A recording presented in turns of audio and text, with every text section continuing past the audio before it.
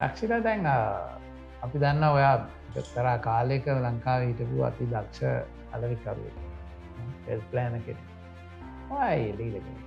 ඇත්තටම මම අර කිව්වා වගේ පර්සනල් සේල්ස් වල ඉහළම යන්න ඕන තැනට ගියපු කෙනෙක්.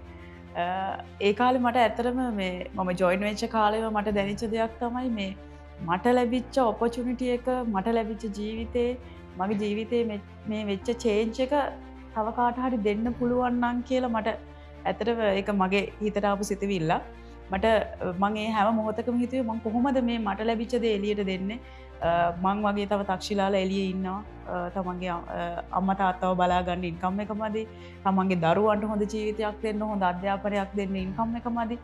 ඉතින් ඒගොල්ලන්ට මේ අවස්ථාව දෙන්න නම් මම පර්සනල් සේල්ස් වලින් එළියට ඇවිල්ලා ලීඩර්ෂිප් එක වැළඳ ගන්න ඕනේ කියන එක මට දැනෙච්ච දෙයක්. ඉතින් ඒ ඩිසිෂන් එකේ ප්‍රතිඵලයක් විදිහට තමයි අද මම ලීඩර් කෙනෙක් විදිහට අවුරුදු 6ක් AI කම්පැනි එක ඇතුලේ මං හිතනවා මම මේ හිතපු දේ දැන් කරමින් ඉන්නවා. ඒතර 2030 වගේ වෙනකොට දැන් මොනවා කිව්වා 1500ක් වගේ ඉඳී කියලා ඔයාගේ මොන වගේ විෂන් එකක්ද තියෙන්නේ 230 වෙනකොට? 2030 වෙනකොට මිෂ විනෝල් කියපු ඩයමන්ඩ් ඒජන්සි එකේ 1500 ඇතුලේ මම 500කට ජොබ් ඔපචුනිටි එක දෙනවා. දැන්ටමත් මගේ විෂන් එක මම එළියට කියලා ඉවරයි. මම හිතන්නේ ගොඩක් අය දන්නවා මගේ විෂන් එක ගැන. ඉතින් ඒ වෙනුවෙන් මේ ගෙවන හැම මොහොතකම මම ඒ වෙනුවෙන් වැඩ කරන්නේ.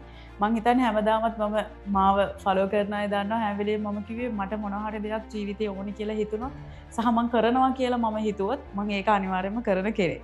ඉතින් මේක ඇවිල්ලා මගේ ජීවිතේ මේක තමයි මගේ විෂන් එක.